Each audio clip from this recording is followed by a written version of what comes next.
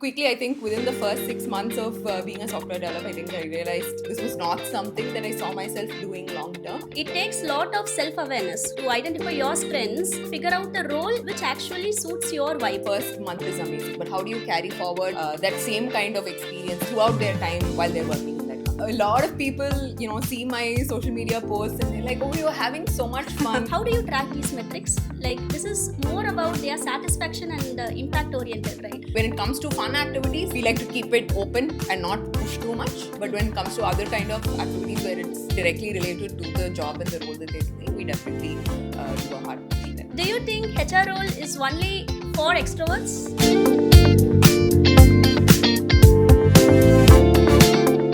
Hello everyone. Welcome to Beyond JD, the podcast where we uncover the real stories behind roles, growth, and hiring. In this episode, we are going to talk about the heart-centered role of any organization. This role ensures that the company don't just function but feels alive. This role is also responsible for creating that happy and connected environment for all its employees. Yes, we are going to talk about HR, to be specific, employee engagement HR. To share the practical insights, we have a very special guest, Anita Madhivanan, Assistant Manager, People Success at Pando. She has over 10 plus years of experience in this field, and she is also named as one of the top 50 HR professionals or leaders to follow in 2024. Welcome, Anita. Hi, thank you. Thank you so much for having me. Yeah, thank you for accepting my invite. I'm very glad to host you here. I'm very excited. This is the first time I'm doing a podcast, so I'm very excited to be here Nice, as well. yeah. So, before going to role specific questions, tell us an overview about your career journey so far. Okay. So I graduated in 2014, and fresh off college, I studied engineering. Oh. So I was placed as a software engineer. So the first 2 years of my career was in software development.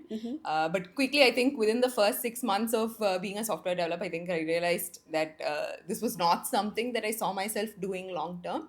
I felt like I wanted to be at a more people-centric role, interacting with a lot more folks. The development role felt a little monotonous in a sense, where I'm sitting in my cubicle and typing away on my laptop. But I wasn't fully sure on what I wanted to do next. Okay. While I felt like software was not my thing, but I wasn't fully sure. So I kind of took a leap of faith. I quit my full-time job and I joined as an intern. Oh. After 2 years of working, I joined as an intern with Satyam Cinemas. I Oh. heard about their internship program and thought I'll give it a shot. So I joined there, and for the first couple of months, I wasn't specifically tagged to any department. Okay. I was doing everything and anything possible there. And lo and behold, a couple of months later, I landed on HR. And that felt really comfortable. That felt like something that I was enjoying every day. I was very excited to go to work Nice. and keep learning. And so I think that's how I kind of figured my way out after about 6 months of doing a lot of different things at Satyam. And I ended up leading the internship program that I was part of itself, right? So from there on, started to do a lot more other HR functions, from engagement to rewards and recognition programs to learning and development, and then that's been my journey so far. After that, I moved to a company called CM Computing, and then I've been with Pando since then. Actually, I personally feel that making this type of career transition itself was a bold move because it takes lot of self-awareness to identify your strengths and to figure out the role which actually suits your vibe. Right. I guess you have taken the right decision at the very right time, in the early stage of your career. Absolutely. I think by default, a lot of folks go into engineering, and if they feel like, engineering is not my thing, and then it feels like the immediate next answer is do an MBA, right? Right. But even in MBA, there are so many streams. How do you pick the one that actually works for you? So I think I was at a crossroads where, I was also under the impression that the next,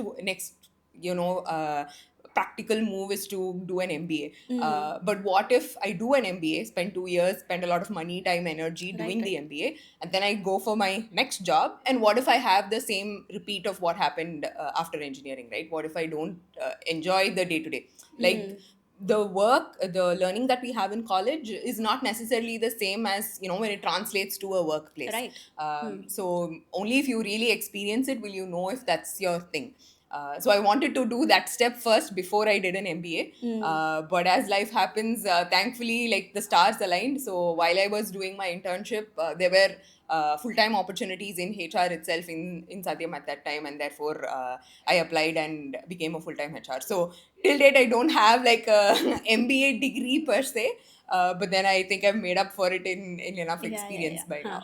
The end result should be that we are happy day to day in day to day activities. Yeah, If we are happy, absolutely. then absolutely it's fine. Yeah.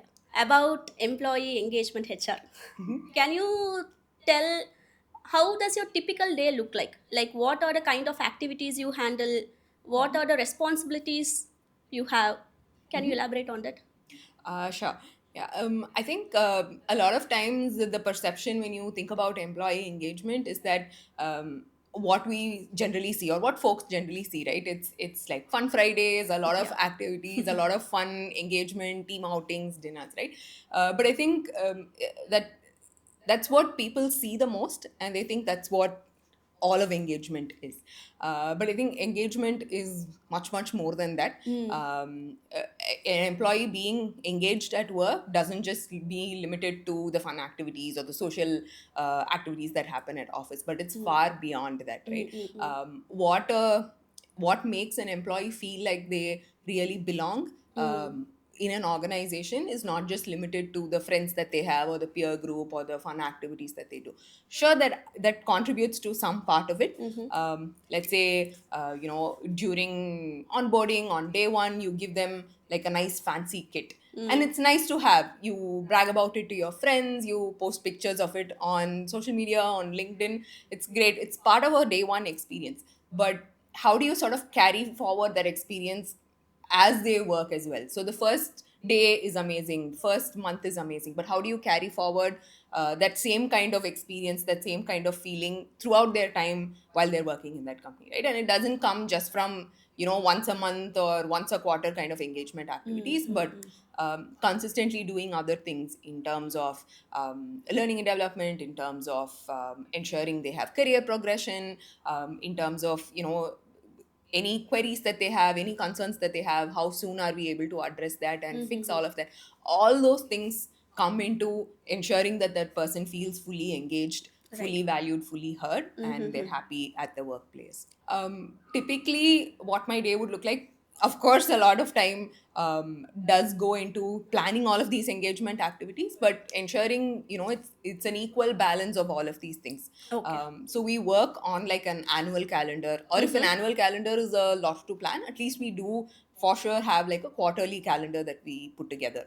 What are the key events, what are the key activities that we're planning to do? So it has an equal mix of engagement activities like fun games and activities, equal mix of learning and development, upskilling activities, and like an equal portion of ensuring teams have one-on-ones with their managers.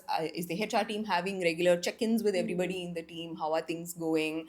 Do you need support with anything? All of that, like an equal balance of all of that need to be there to ensure the employee feels truly engaged, valued. So you explained it very beautifully, like how the employee should be fully heard.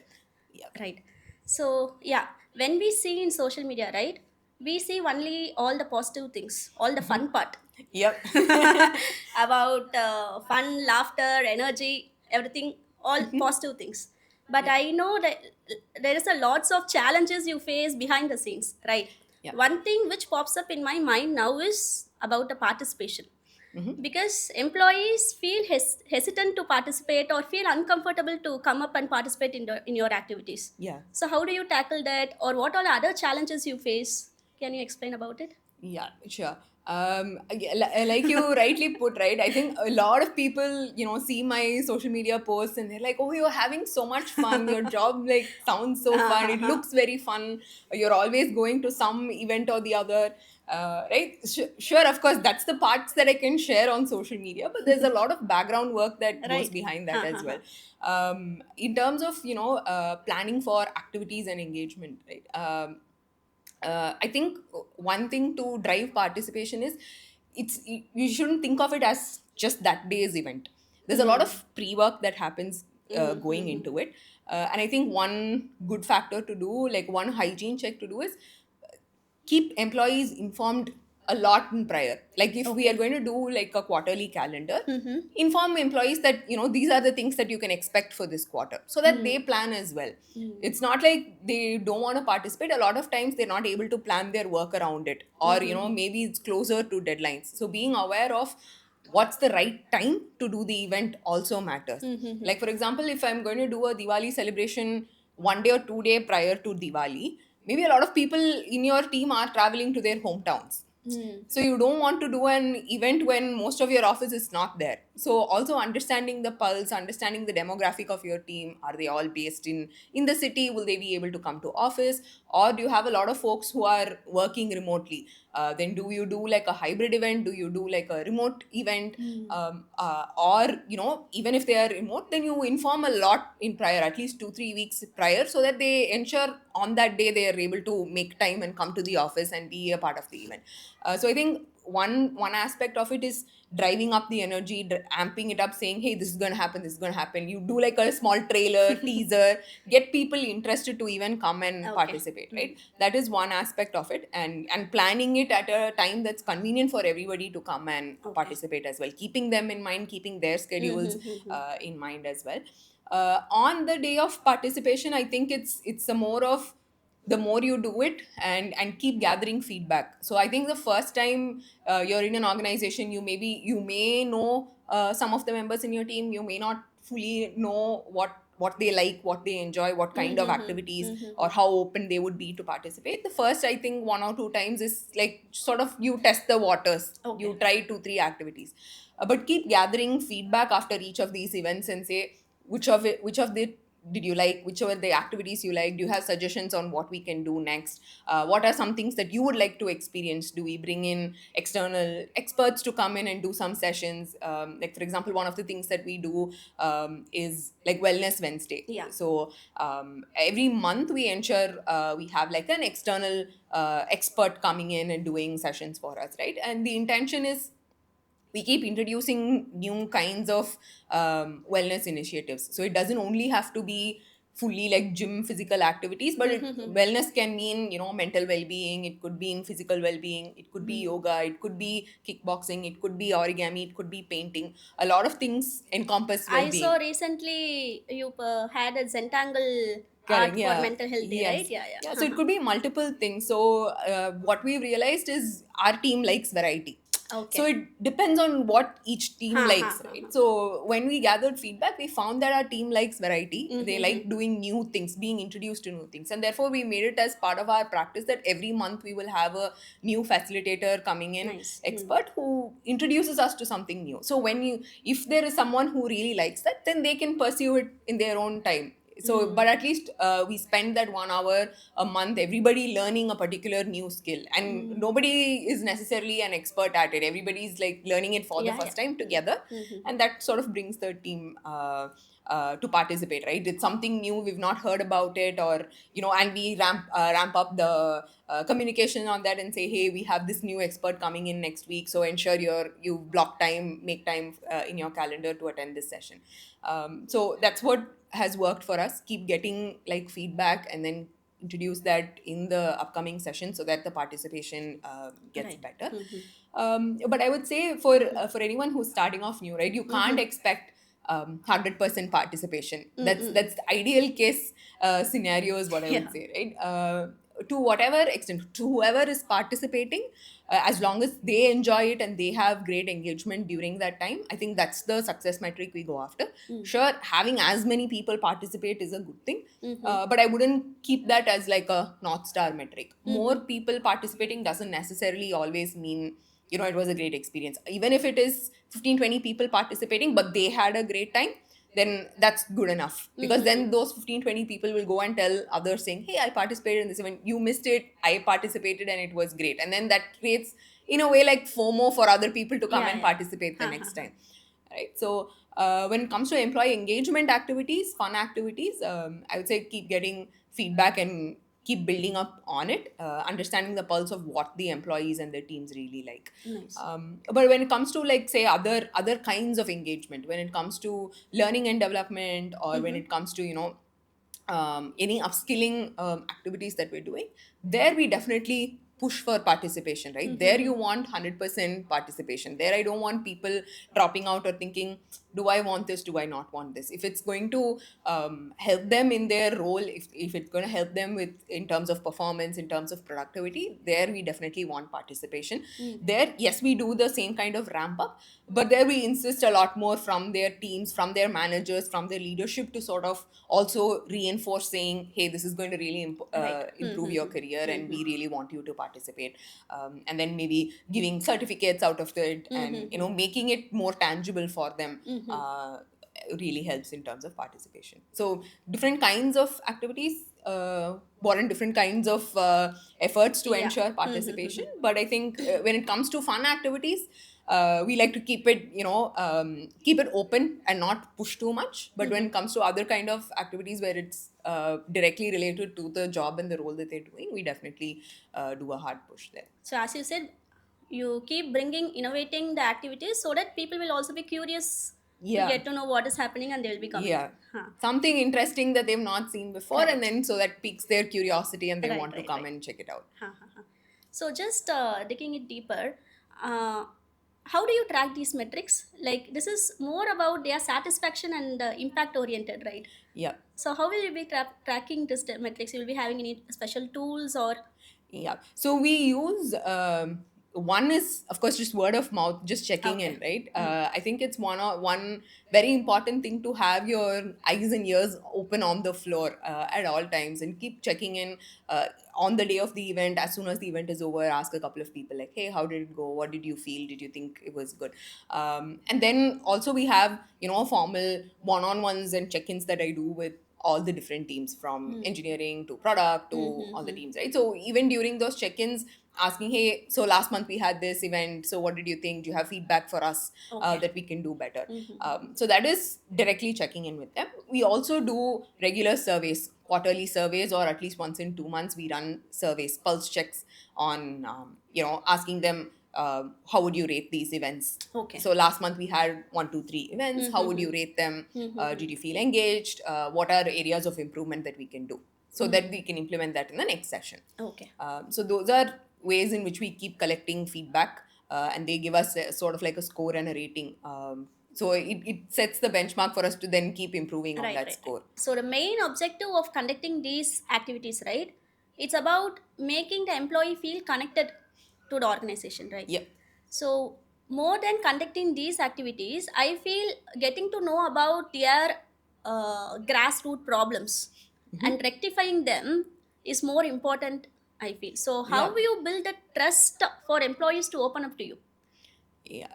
I think it comes from really being there on ground, Okay. and having these conversations, right? I think a lot of times, building trust, first we have to be the giver, Right. before we expect other people to come and speak to us. I think generally also there is a perception that there is like, okay, HR is at the center. They're sort of like the bridge between the management right. and the employees. So can I trust this person enough to go and tell them? Will they go and directly tell my manager? Correct. How will it be perceived, right? So there's already a sort of layer and a filter that's, I think, working against HRs because of the perception that folks have. So I think it's important to break that barrier, and how that will happen is by going on ground and having chats with people. When I joined Pandora, I think the first couple of months, my key goal was to have one-on-ones with every single person. So I was tracking, I mean, of course, it's more practical when you're in a smaller, relatively smaller organization, then you can go and have conversations with every single person. But at least being able to check in and say, at least once a month or once in 2 months, having chats saying, how are things going? Having friends across all departments, not just sticking to only HR, but making sure you have friends maybe in engineering, maybe in product, maybe in sales, going on maybe tea breaks with a couple of people, intentionally putting time to get to know them, not just having chats like during meetings or like quarterly QBR meetings or check-ins and being like, okay, this is all your department has done. What are your problems, or what are areas you need support with? Not just having that conversation, but generally checking in, how are you doing, how's your workload, all okay, how are things. So I think it's important to have those small conversations with people, so that you build a base, build a rapport with them, and then eventually it will grow from there. So when people see that, okay, this person is approachable, this person feels warm, I can go and talk to them. Right. I think slowly you build that trust by having conversations with people. I think that's the biggest thing. Second thing I would say is, when we do receive that feedback, even if it is just say, in the starting, maybe from one or two people, how is that feedback being acted on? And showing that person, going back to that person and saying, hey, you had told me this feedback, Yeah, very valid. this is the action that's been taken, or this is the course of action that we are going to take, and keeping them posted about it. Right. Actually showing that, not just listening to them like Right. a therapist and just leaving it at that, but also taking action and showing them that results will also follow. So that also definitely builds trust. So that will spread, and word of mouth saying, hey, I had this problem, or I had this concern or query, and I went to this person, I went to HR, spoke to them about it, and this is how they resolved it, right? That builds trust for other folks to also then come up with their concerns. It's not about listening the problem, it's about solving the problem for them. Yeah. Sometimes you need to prioritize your organization needs, right? So when it's comes to, say, there will be budget constraints to plan and organize such activities, or there will be some strict organization policies where you have to ask employees to return to office after work from home. Like, it will make them feel frustrated. So how do you balance such organization needs and employee happiness? I think it's trying to find that balance, like you said, right? It's not trying to find a win-win situation for everybody Yeah. involved. Mhm. Sometimes we may have, like you said, budget constraints, right? I wish we could, spend frivolously and do a lot of different things. But within the budget, I think that's where, great planning comes into picture. Okay.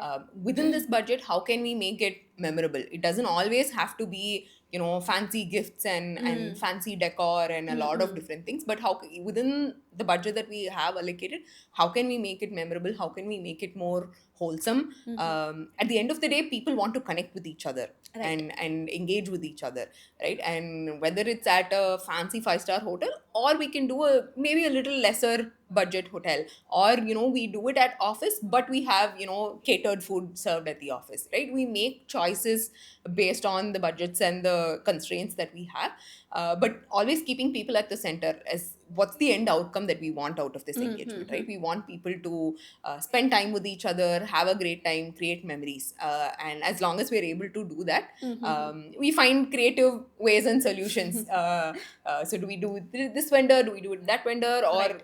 is there something that we can do in-house instead of outsourcing it to somebody else? Do we have expertise inside? Can I reach out to other employees to come and participate, right? That's been great for us. In fact, one of the large key events that we did last year, we split the whole organization into, like, how we in school we have houses, and the 4 houses sort of compete in sports and cultural competition, right? We did something very similar within our organization as well. We split the entire company into 4 houses. Oh. And everybody, we Nice. had a captain, vice captain, a whole the whole shebang, right? So they had to come up with their own team slogans, and they came up with their own It's like going back to childhood days. yeah, going with child. And it was amazing to see. Everybody got super competitive. We weren't sure, will there be participation? Will they like fully take it up? But so initially there was a little bit of push, but the more and more people got into it, there was a whole team spirit. There were a lot of arguments like, oh, this is my team, this is your team, right? So they were having a lot of fun. So I think it's and that didn't require a lot of external intervention. Also, all we had to do was facilitate the whole show. But at the end of the day, it was the employees coming forward. All Right, of them right. had solo performances, group performances. Everybody had matching synchronized costumes, all of that planned, like the whole thing, right? I think it really took them back to their childhood, and that whole competitive spirit of, I want my house to win, I want my house to take the trophy at the end of the day. So everyone came together.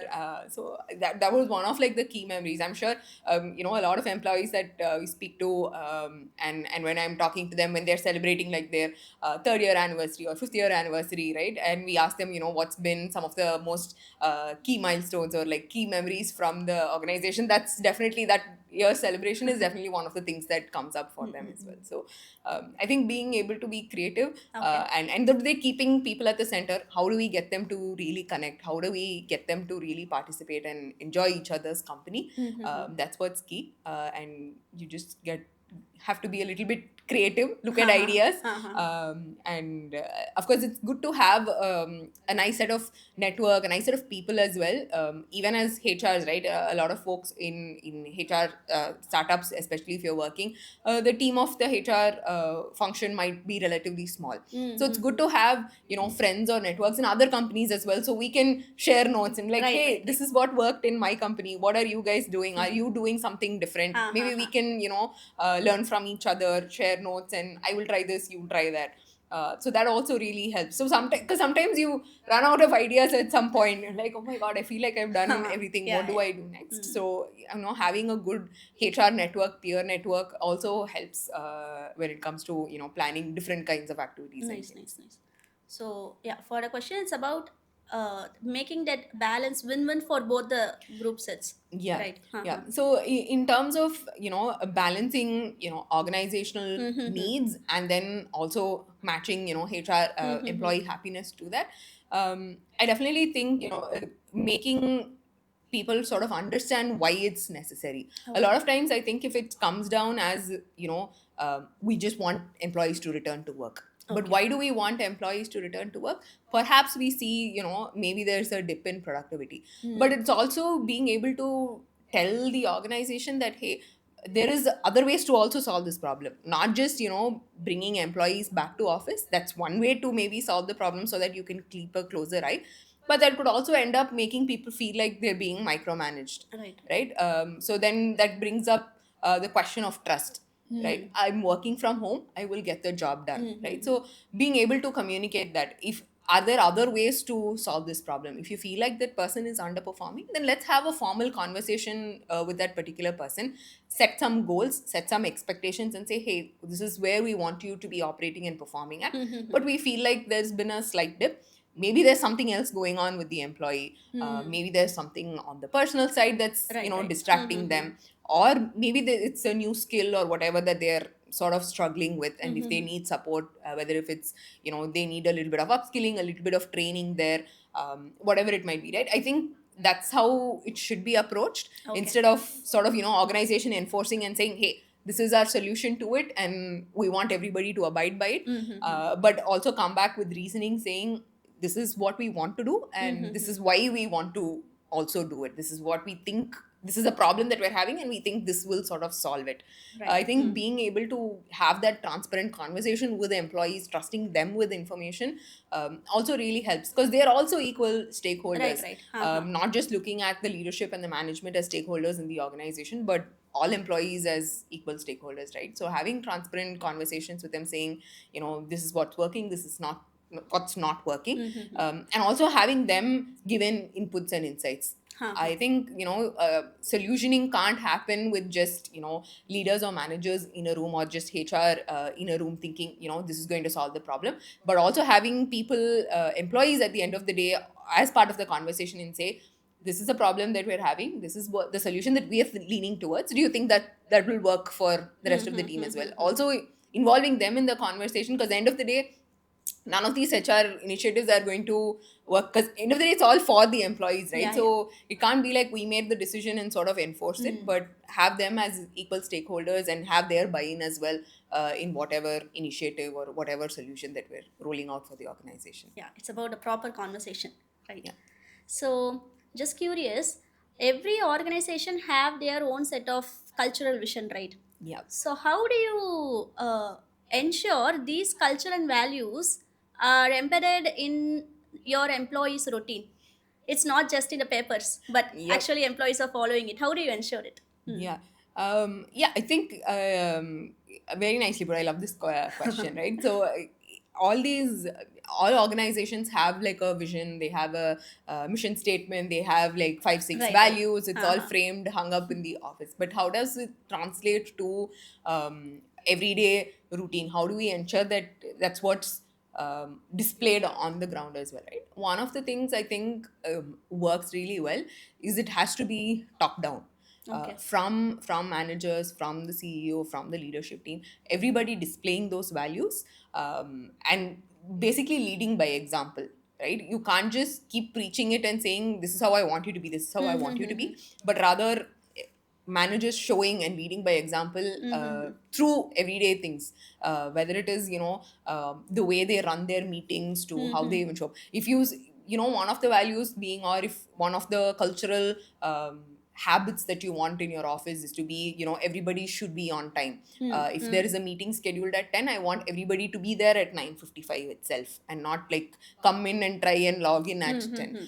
If that's a habit that you want the team to display, then the manager should ensure that they are there by 9:55, right? So if you are there, obviously your team, even if initially they're all showing up at say 10:05, but once they start seeing that, hey, but my manager is there well before me, and I'm showing up a little late. That happens once or twice, but from the third time onwards, they're going to see that behavior displayed by the manager, and automatically they're going to follow suit. All right. So I think it's definitely top down in terms of translating whatever values we have, that is being led by example, shown by the managers, but also not just in those small things, but other ways in which these values can sort of be reinforced is through rewards and recognition programs, through tying it back to performance appraisals as well. What are the behaviors that we want our employees to display, and rewarding them constantly for displaying those behaviors, right? So if, let's say, one of our values is being a team player, showing team spirit, right?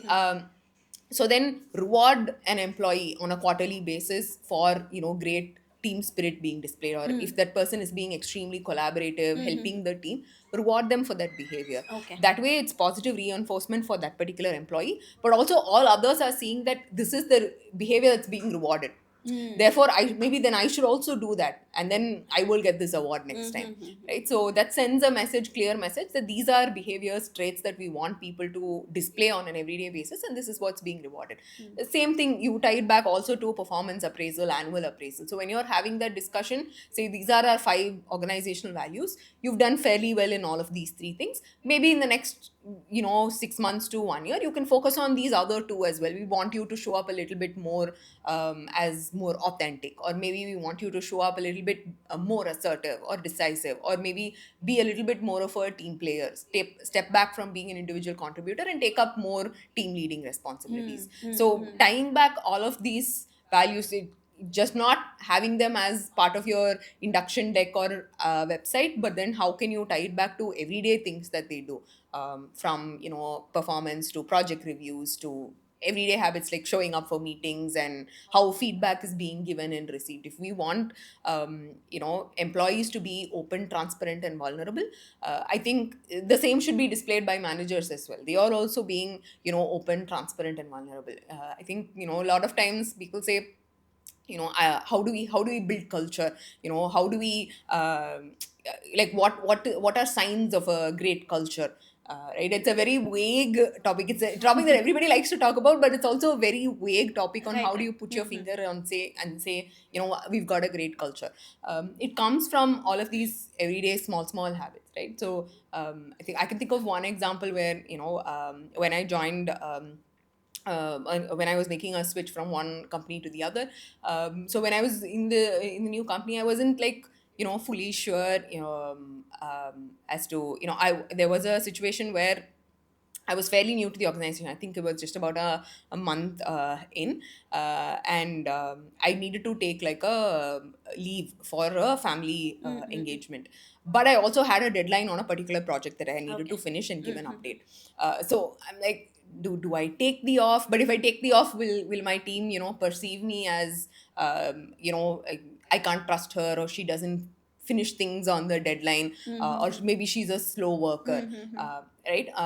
But also, do I go back and tell my family that, hey, I'm busy at work, I can't make it to the event. I also want to do this, but I also want to ensure that work also gets done. So how do I sort of balance between the two, right? That was something that was running on my mind. And that morning I had my manager put a message on our common Slack channel. So we have a HR common Slack channel, right? So he puts a message saying, hey, I will be leaving from work a little earlier today. I'll be leaving at 3 p.m. to pick up my son from school. I will not be available between 3 and 4, but after 4, I'll be available and you guys can ping me. Right? While it might seem like a small thing, it sends a huge message that, we prioritize work life balance. Right. Like we see everybody as humans. We're not just looking at you as a person who's here to do work, execute projects, finish things within the deadline timeline. Not just that, but you're also a human. You do have a personal life as well, right? And when a manager emulates that, it becomes very normal, and it sets an example, it sets a precedent, right? So that gives me trust that I can go and have a chat with him. And I went and told him, hey, I know I'm supposed to submit this today, but I actually have a family thing that I want to go to. Is it okay if I can do this tomorrow? Will that be okay? He said, yeah, absolutely fine, go for it, right? So I think it's small things like that, where that's how culture is built. Yeah. From ground up, but also like leading by example from leaders, from managers, and that sort of has a ripple effect. And that's the same thing that will keep carrying forward through the team, through the organization as well. Actually, very interesting. All your points are very relatable. As an employee, I can relate to it for each and every point. Yeah.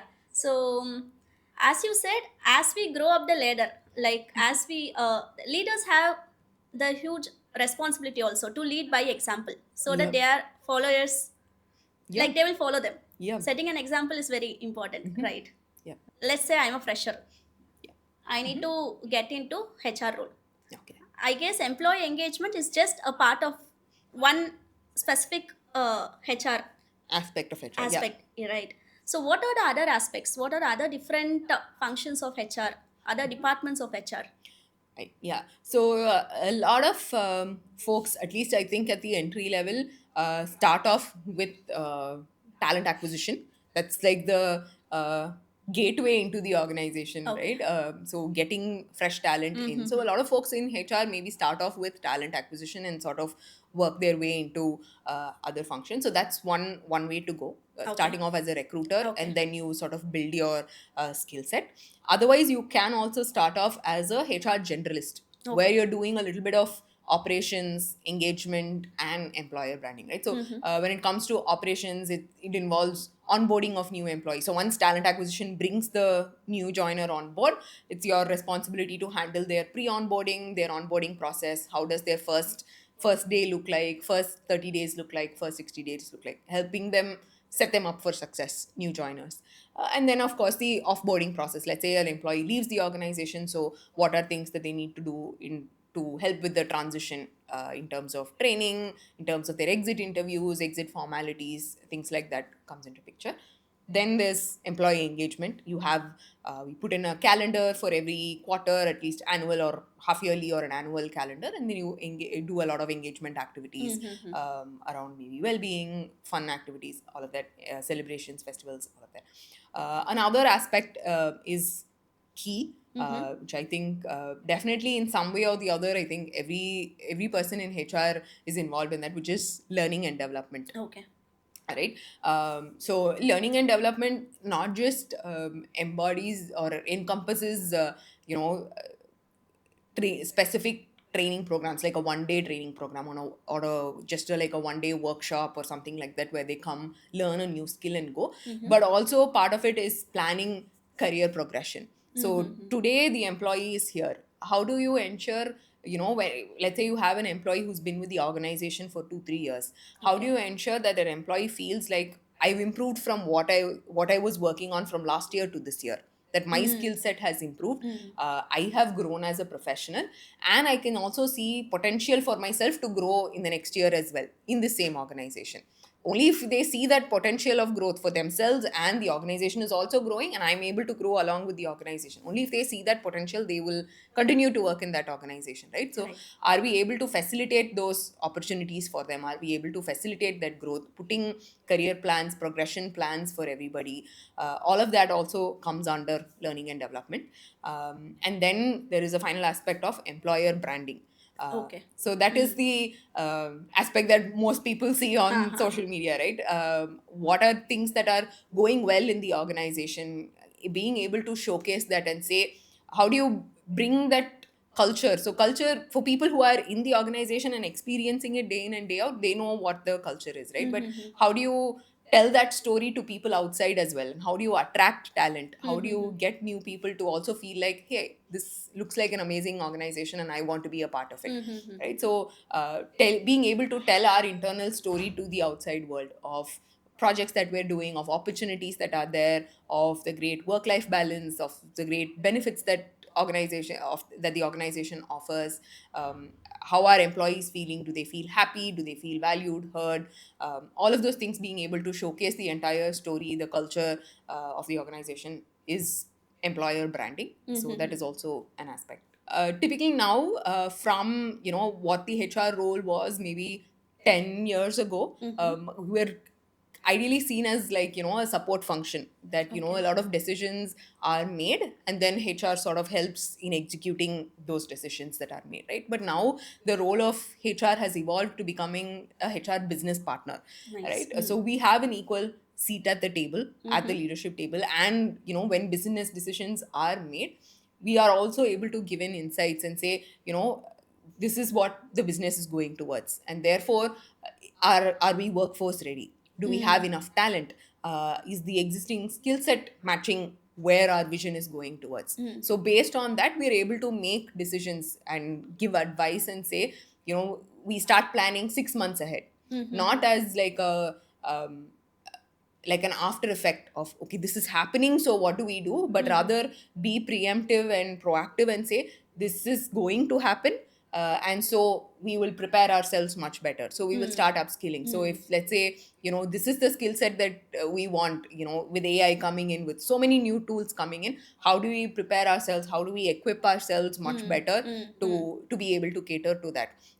If now Gen Z, Gen Alpha are coming in, right? So their expectations of what a workplace is so much different from Right. what I thought of as millennial, or what our previous generations are thinking, right? So being able to prepare for that. Are we ready? Is our organization ready? Are our managers ready to be able to manage a Gen Z workforce?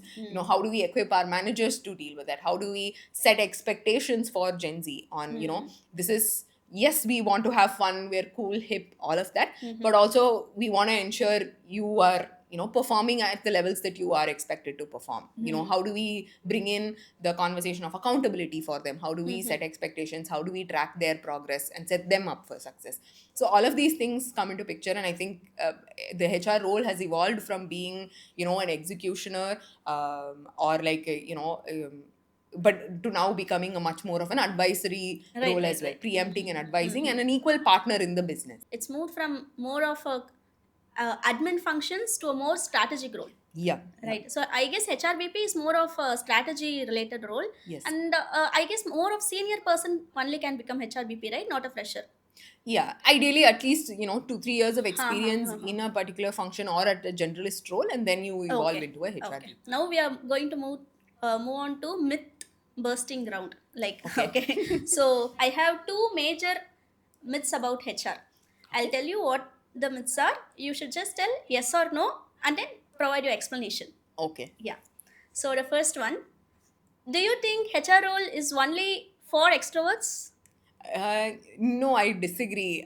In fact, I wouldn't identify myself as an extrovert at all. Okay. I was always an introvert. I think once I came into HR, over the years, I've sort of become like an ambivert.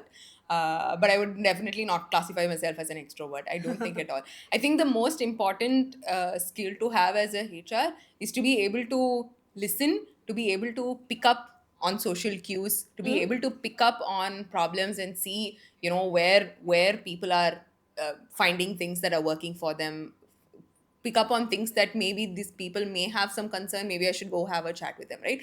Being able to read the room, and being able to listen to people, and give that warmth, I think that's the most important skill. We don't always have to be this extrovert, bubbly, talkative person. I think that's the myth that people have, Yeah, right? You yeah. always have to be the chatty person. No, in fact, it's the opposite. I listen more than I talk Okay. at work. So it's more about listening and being able to solve problems, I think. But of course, I think, sometimes your job requires you to be that Yeah. chatty person. When you're doing events or like organizing something or quite, there needs to be one person in, front ending it and sort of anchoring that event. So at that point, you have to sort of switch on this personality. And I think over the years I've learned that skill. I wasn't very comfortable doing that. I was extremely, afraid of being in a group of people. If it is a one-on-one conversation, I'm comfortable, but if it's like, in front of like 10-15 people, I used to feel extremely uncomfortable. But now, with a little bit of practice, I think it's a skill that you can learn. It's not, like a personality trait, but I think it's a skill that you can learn. So if there's like an event or anything that needs to be done, if I need to be hosting, I think it's like a switch that goes on in my head. I'm like, okay, for the next 1 hour, I have to be this chatty, bubbly person with full of energy. I will switch that on, do my event, and then after that, I'm like back to normal. Okay, I will go back to my place and start doing my usual work. Nice.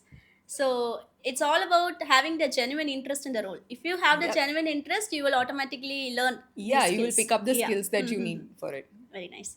So myth number 2, HRs have a very slow career growth. Yes or no? Uh, no, I don't think so. I disagree. I think it could be true. It's a statement that it could be true with any role, right? As long as you're, curious and willing to pick up the skills that are needed, because every role now is evolving. Even HR, from, previously being a support role to now being a strategic role, right? It's constantly evolving. That's the same for whether it's a developer, whether it's a tester, whether it's a product manager, right? The more you take interest, the more you pick up a lot of skills. You may start off in one particular aspect of HR, but you keep picking up wherever you can and learn other aspects of HR. So maybe you start off as a HR, engagement HR, right? But then you do a little bit of operations. You start supporting with talent acquisition. You start supporting with maybe payroll.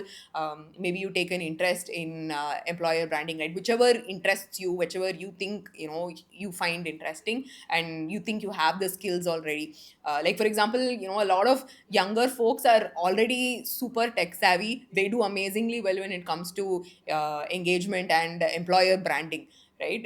They know how to appeal to a lot younger audience much more than I do. So they just do something on their phone for like 5-10 minutes, and they're able to create an amazing reel, right? Of whatever event that we hosted in office. So I think, leveraging, having an understanding of what are your strong suits, what are skills that you're really good at, and find various avenues on where you can sort of implement that and grow from there. So I think that's it can be like, true for any role. You have to keep upskilling yourself, and if Correct. you're constantly doing that, your growth is going to go up. I don't think HR is a slow growth. You can keep learning multiple things and picking up a lot of skills along the way, and you can become a multifaceted HR and not just box yourself into one particular function of HR. So one final question: how should one prepare for HR interview? Because if I am preparing for a developer role, I have a list of skills. I want to study algorithm, data structures, this, that. If I want to prepare for product role, I have another list of skills. How should I prepare myself for an HR interview? Okay. Very interesting question. Okay. For someone who's looking to, do something in HR, I think one, they want the thing that we would evaluate, or at least I would evaluate, is why they want to get into HR in the first place, right? Okay. Having your reasoning to come into it solid. I think a lot of times, HR role is perceived as, oh, it's an easy job to do. Right? Other roles, technical roles, requires a lot of preparation, a lot of upskilling, versus HR is relatively easy role. So I can get into it. It looks fun, things like that. But we're looking for people who might, ideally know what it requires. Maybe a little bit of deeper understanding, prepare and know that, these are areas, these are my strong suits, these are skills that I have, and I want to build up upon that. And having a genuine interest for solving people problems, right?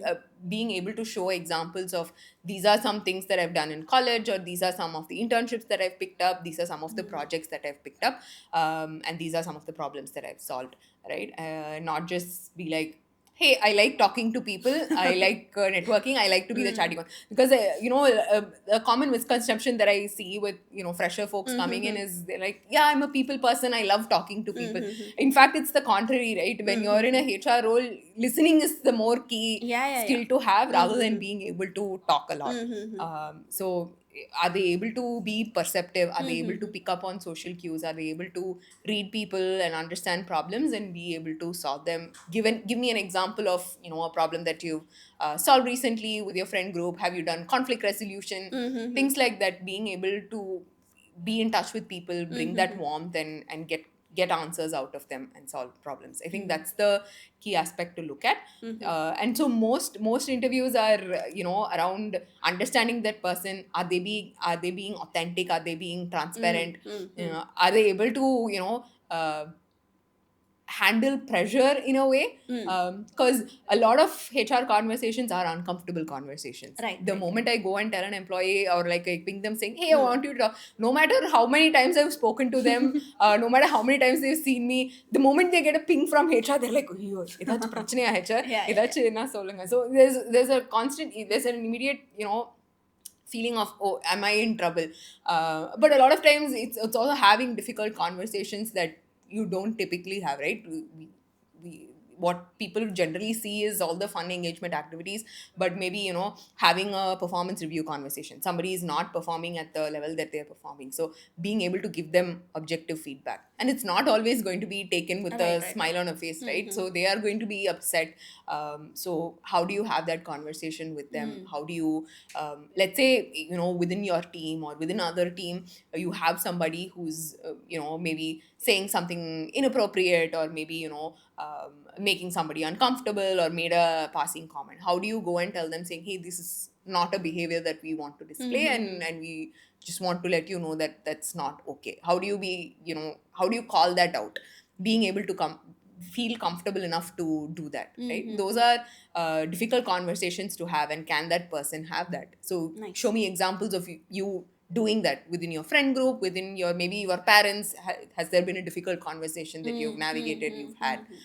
Those are things that generally we look for. To sum it up, it's about more of how they handle people and how they handle the situation. Yes. And do they really have the passion for the role? Yes, absolutely. Very nice. So we have reached the end of the episode. Thank you so much for sharing all your insights so far. Yeah. Of course. Thank you so much. I had so much fun in this conversation. Thanks for having me. Subscribe to Beyond JD YouTube channel so you don't miss when your favorite role is covered. Thank you.